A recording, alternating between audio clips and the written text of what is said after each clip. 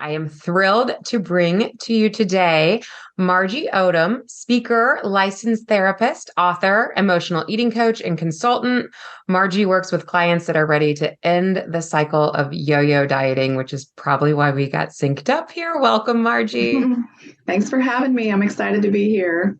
Oh, I'm so excited to have you. And we're almost neighbors now that I moved back to Cincinnati. You're in Kentucky. Yes, a quick drive away. We'll have to do that sometime. It will be great. Absolutely. I can totally see us doing that. So we're going to dive right in because I have so much to ask you. And again, we're going to align on so much that Margie and I have already decided to do a two-part series. So this is going to be part one that we're bringing you today.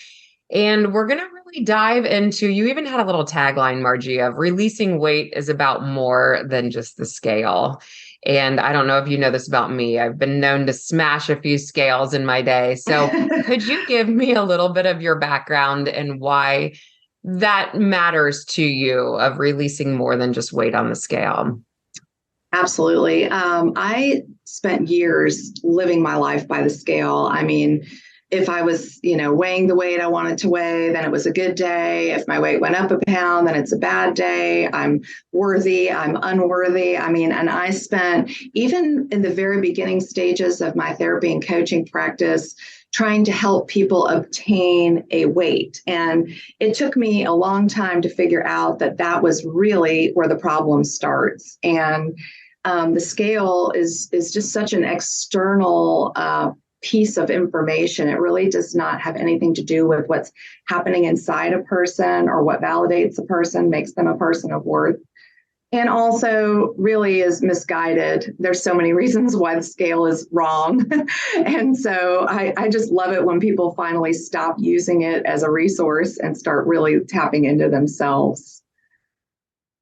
Yes. So I have a question around that too, because I went through that same journey as far as just even being an outpatient dietitian and with other team members. The scale was a part of it. We would weigh our patients in as they came through the doors. And I think that's where my love-hate relationship for sure came, because I'd see people walk in so motivated and pumped about what they did. And then all of a sudden you put them on the scale and you lose them. And I talk about that often. But my question to you is, because I went all the way to scale smashing and now I've come back just a little bit on there can be a place in this journey. Do you feel like you have found that it can exist, or are you kind of like no on the scale altogether? Yeah, I agree. There's a range. I don't like it at all at the beginning when I'm first working with somebody. I think untraining yourself to use the scale is really important. I think, if you can get into a mindset where the scale is really not the indicator of your success, but it can be a guide piece later, like, when somebody's trying to figure out what their set point is, for example, and learning to work within a range and understanding that it's more of a mechanism in that sense versus the predictor of whether you're, again, like a person of worth or whether you're attractive enough or any of those things based on a number.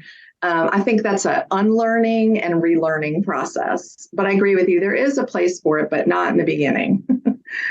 That is a great answer. Thank you. I'm so glad I just asked that because I agree and I never have thought of it as an unlearning and relearning, but that is what it is. When you can see somebody emotionally come back to, I even feel this way with food logging, that there's a place for it and it can be very appropriate and research based in that. But like if people have had a poor experience with it, and it just really makes them hone in on numbers too much. It's kind of like the scale. Like we have to get to this point of a healthy relationship with the logging. Yes, I agree. I actually have had that experience in my groups where people have invited some nutrition experts in and things like that. And they want people to use like a tool like MyFitnessPal or something like that, because it's a great communication device between them and the client. And my clients just, the initial reaction is, oh no, just a panic feeling, a controlled feeling. And again, if that's what's happening to you, then that's not your tool, right? Yeah. But later, again, I think once we get out of when we can work through the mental and emotional pieces, some of these just very structured things that kind of help us keep track of ourselves or even to tag our mood with our food, things like that, they're super useful in the right context.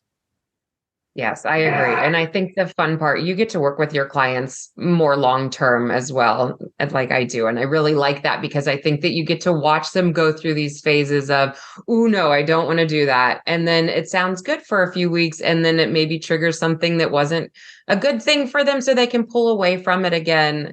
And I Mm-hmm. love that because it really puts the power back in the person's hands of, it's up Mm-hmm. to me if I want to use that tool right now. And if it's not the right time, I'm not going to do it, you know? Exactly. I So love that. personalized. Go there for a minute. Tell us about how you speak over your individuals, your community with that individualized experience. Yeah, I'm very much a proponent of teaching people to, come back into themselves. I mean, my book is titled Healing Emotional Eating from the Inside Out because I feel like it starts internally. And I think when we have emotional issues around food, we completely disconnect from our bodies. And we really don't understand when we're hungry, when we're full, what we actually want to eat. We've spent so much time unlearning all of those cues that we have to relearn the cues and learn to respect them and honor them, And so I really want to bring people back into their body and use their body as the indicator of what they need and what they want, not just with food, but in relationships and interactions and a whole process of learning to retrust themselves. I think that's what gets lost along the way. So over the course of the program, I always say, or my big goal for you is to trust yourself in all situations because, it starts with food. Food's the symptom of what's really going on. But the big picture is, hey, I'm not clocked in here. I mean, I'm living in my head all the time and I don't even really know what I want or don't want. So we have to kind of come back to honoring that all over again. Yes, Yeah. I love that. And I'm trying to picture how long do you have time frames where you're like, for most individuals, it takes about Yeah. 6 months. Give us Yeah. your time frames. How long is your program? Where do you normally see breakthroughs? Yeah, so my program is 12 sessions. I don't let them work through it any faster than like 48 days, but most people do about 12 weeks of the initial program. And beyond that, they're involved in my community ongoing for as long as they want to be. And really, I will say there's lots of magic that happens in those first 12 sessions. But I love when they become part of the community group because I think once they start getting around other people and they start to see where people are in their journey, there's all kinds of inspiration that can come outside of just the relationship with me. Seeing other people ditch the scale, seeing other people comfortable in their body and starting to feel good about, being intimate with their spouse again, or any of those things that they've lost. I think all those little beacons that, may be super important to one person and less important to another, when you get into a group, you're sort of hitting all of those. So after that first 12 weeks, I feel like they're 100% ready. And then as they continue on in the community, I just see them bloom from there. It's just really, really awesome to see. Can we just highlight this importance? Let's keep going on this because what happens, and I think one of my biggest frustrations as well, is when you can pull people into this brain space of diminishing the scale, and you use the word sustainable a lot in your talk. And I love that it's not a quick fix. We're not promising anything like that. We're the promise is the brain space, the mind and the body get to change, get to literally transform. And I think what's hard is once released, when people have social media speaking over them differently, or they have friends or family speaking over them differently, it's really easy to come right back out of that positive brain space and get right back into what was damaging in the first place. Mm-hmm. And so my question to you, I mean, that is what the community's for. So if your individuals aren't using your community, do you do you feel like it's hard to keep them they've just learned all this amazing, they've lived in this amazing 12 sessions and then what? Yeah, that's a great question. I think community helps. It is not necessary for every person. I know a lot of the times when people are getting started, one of the things that I'm really looking at is, okay, what do you really have in place right now for support? Some people, their patterns with food are from their childhood experiences. I should say most people, this pattern started in childhood, even if they weren't an emotional eater, just learning to cope through a substance versus, other more healthy means. They may learn that pattern in childhood, but in their current situation, they may have a stable, secure relationship, healthy family bonds, great friend support group, some of these other strengths that they can learn to anchor into. And when they have that in place and they've learned these great skills like boundaries and tools to prevent a binge and all these other things, then they're like, oh, okay, I've got the support and I can employ these tools, and they kind of take off. But often people don't have those healthy things in place until they start to really transform themselves, and then the people around them sort of see that. So I liked your question about timeline, because those things also play into that. Do you have these great supports in place? And a lot of people don't when they start, and then they learn either they need to change their environment and their support system, or they need to learn to lean on the community more and get there through the community. So there's options there. There are options. And you also just provided hope, because individuals have gone through and had their success, and then they get inserted back in their home environment and somebody's not being supportive, whether that's friends or family or spouse. So there's almost this belief system sometimes that because this will never change, I will never change. Yes. And you're providing this hope of, no, we just have to work with it. We just have to help you navigate the waters, it is hard. And especially when you're changing, I would actually speak on that for a moment. When an individual changes, how that affects their surrounding family members, friends. That's such a great question. I mean, change is so hard for people. And we get comfortable. I call it the bad familiar. I'm sure you may have heard that term before. It's like we are comfortable with some really dysfunctional stuff sometimes, and not even realizing that we're accepting that into our lives until somebody shows us something different. And just because you've had your eyes open and seen something different does not mean the people around you are going to have that same open-minded response to it. I mean, one of my best examples would be when I'm teaching boundaries and I give people some prompts to use with, people they're in close relationships with, to help them address, these are my needs or these are my no's. And I give them some prompts and some ways to say that, because a lot of times people are like, I just don't even know where to start with how to get this person to hear me. And they'll come back and say, well, the first time I did it was, oh my gosh, that didn't go well at all, but I kept trying it. And eventually over time, it seems like they're a little more accepting now. At first it was, they didn't like the change, they want you to be the same person because that's the bad familiar. Let's stay stuck right here because at least I know what I'm going to get.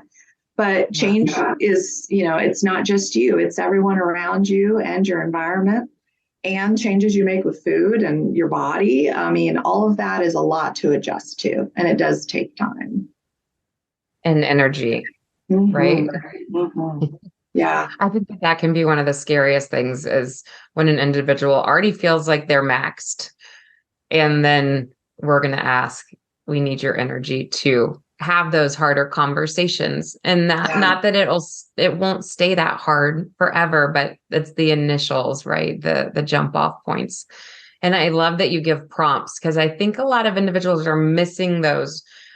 To your point, I don't know how to start this conversation. That alone seems exhausting. So just to be fed the words, here are your words. Okay, I can do that. Yes, exactly. I always say what I do is help people who are so busy taking care of everybody else that they don't even know how to begin to take care of themselves.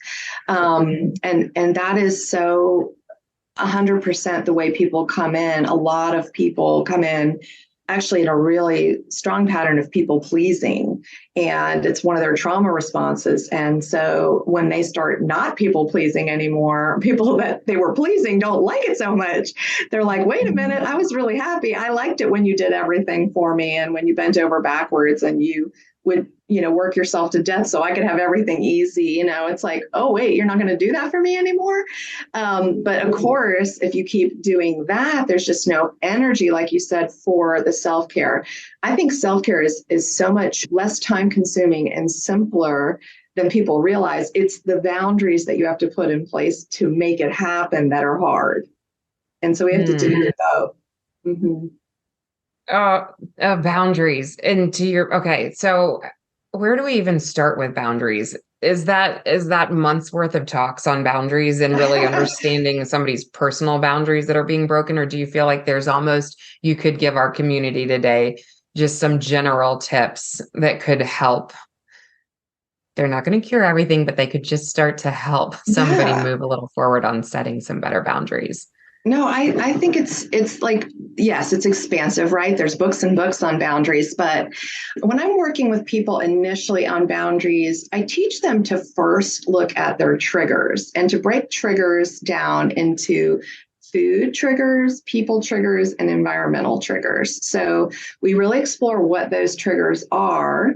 And then we look at, well, what type of boundary should I put in place for this particular trigger? And we work through that together. And so they learn types of boundaries, like, for example, time boundaries, relationship boundaries, space boundaries. And we start looking at, so I teach them some basic boundaries, and then I teach them how to apply those to the specific trigger. So what I would say to listeners is, if you're trying to figure out how to start with boundaries, start looking at the areas of your life where you're really confused about when to say yes and when to say no. Start paying attention, whether that is, with food or something else that you're struggling with, or if it's, relational, like the people around me just push me around and I'm trying and I don't know how to, okay, so what can I put in place? What's something small that I can do, even if it's just reframing the way that you speak, or just deciding in advance what you're going to say yes and no to, so when you get in that situation, you're prepared.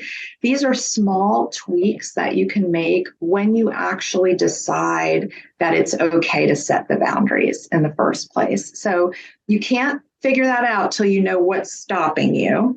And once you know what's stopping you, then it's making those proactive decisions about, okay, what am I really ready to be firm about right now? And how can I be the most clear and consistent with that, so that people will start to see that that's real? Thank you. That was so good. Awareness. I'm going to repeat this as well, because I think our listeners could hear this multiple times. It always starts with awareness. If we don't even know what's happening, how do we know to change anything? And then, to your point, being proactive is so good. It comes back to already having the words formulated. It comes back to already knowing that situation might even come up in the first place. You're ready for it. And then practice, right? Like, you're not going to get it right the first couple of times, but 20 times in, you should start to feel a little more comfortable with it. That's right. And change is hard. So we have to keep pressing. We can't just expect it to happen quickly. Like, one of the things that people will say with boundaries is, one of the things that happens to me is when I'm out with my friends, if they say, okay, let's all get dessert, I don't know how to say no to that. Or if I'm trying not to drink and they're drinking, I don't know how to say no to that. And it's not even really because they want it. They just don't know how to say no in a social situation, right? So it's like, well, let's talk about that. What is it? What are you fearing here? Is it that they're going to be disappointed in you? They're going to judge you? And then how can you start to get proactive about that? Like, hey guys, listen, I'm not drinking right now. So if you go to order a glass of wine, it would be really helpful to me if you just wouldn't offer me one.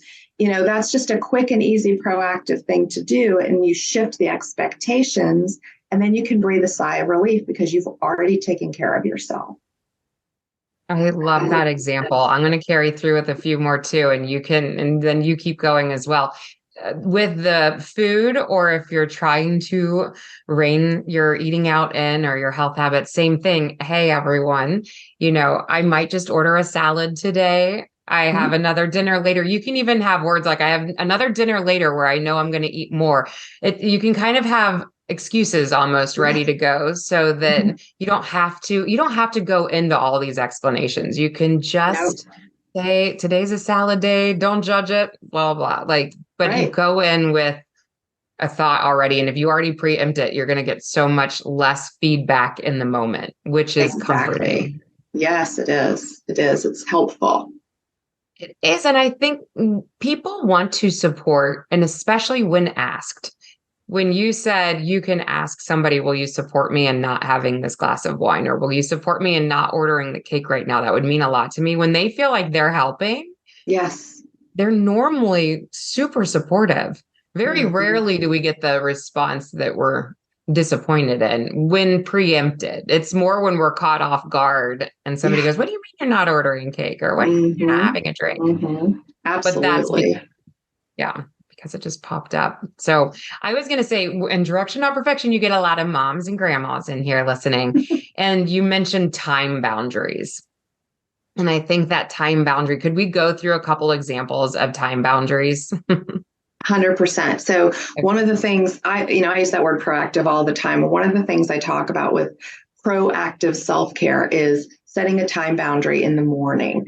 So, when I say you might have to get up 10 minutes earlier, I get, oh no, I don't want to do that. Or I can't do that because I try to meditate and my kids interrupt me, or something like that. And so I always say, okay, so what time boundaries do you need to set around the morning to make sure that you can take care of yourself for 5 to 10 minutes before you start taking care of everybody else? Even if you're a grandma, you may have a spouse that likes to have coffee with you first thing in the morning, or, you may get a phone call from your kids in the morning, or, whatever's going on in your life. Before we get sucked into that other something that distracts us, how can I make myself a priority? I just need to put a little boundary around my time. And it's amazing what that 5 to 10 minutes of self-care in the morning does. I could speak about that for an entire another episode, but that small time boundary alone is very empowering and healthy and great for, jumpstarting, getting on a path to wellness. Yes, thank you. That was such a good example. Those mornings, I'm telling you, I hear those conversations all the time too. People just hit the ground running, and then you just start the day in a tizzy, and it sets it all in motion, right? And you're setting it in a different way. And then 100%. Bedtime boundaries. Do that one, and then we'll move on. Yes. Oh my gosh. Yes. And I can be notorious for struggling with this one myself, but bedtime boundary, to have a healthy night's sleep, right? Which is, we hear it constantly, and yet we're bombarded with all these reasons not to go to sleep when we need to. But if you will set a boundary around bedtime, I actually did this by using my phone, and it's so cute. I set a little reminder of when I'm supposed to go to bed, and it makes a little lullaby sound.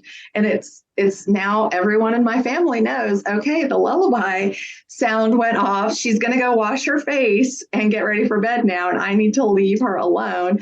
And so they've learned to respect that boundary too, but I have to respect it, right? I have to say, okay, that went off. And even if we're all sitting around laughing and talking, or I'm watching my favorite show, whatever I'm doing, if I don't go to bed now, it's going to set me up for a problem tomorrow morning when I have to get up and start the day again. So how can I, look at the time and know myself? If I don't go to bed by, let's say 10 o'clock, then I'm probably not going to want to get up at 6 a.m. when I need to do my meditation or my stretching or whatever I want to do in the morning. The same idea. It's respecting yourself and your needs, and just making that thing be something you can count on. And it doesn't have to be 7 days a week, by the way. Maybe it's 5 at first, or 3 at first, and you start working into it slowly. Thank you. Another great example. Yes. And just that auditory, just a quick reminder, and then everybody jumps on board with your boundaries. And to your point, I love the example of sitting around and you're laughing. You're in a good situation. That's a situation you don't want to leave, and yet you still have something that reminds you there's something really important on the other side of this. And you'll be really Yes. proud of yourself in the morning if you wake up and do Right. what you meant to do at 6. It's the And have thinking the forward. energy to laugh again tomorrow because you took care of yourself today. Yes. Oh, that's so good. Mhm. So, what's interesting is I don't feel like we've even started to touch on what I really wanted to ask you in the first place. So, I'm going to give our listeners a little teaser on. We started to talk about this releasing weight is about more than just the scale, and that you have this beautiful way of healing through trauma work, healing through behavior change, healing through spiritual healing. And I have a feeling that when individuals go through all of this, they also see success on the scale. Is that Mhm. correct? Yes, Yes. yes. And Okay. I think the scale, like I always say, it varies, right? But definitely people lose weight. And sometimes I say it's not what you think.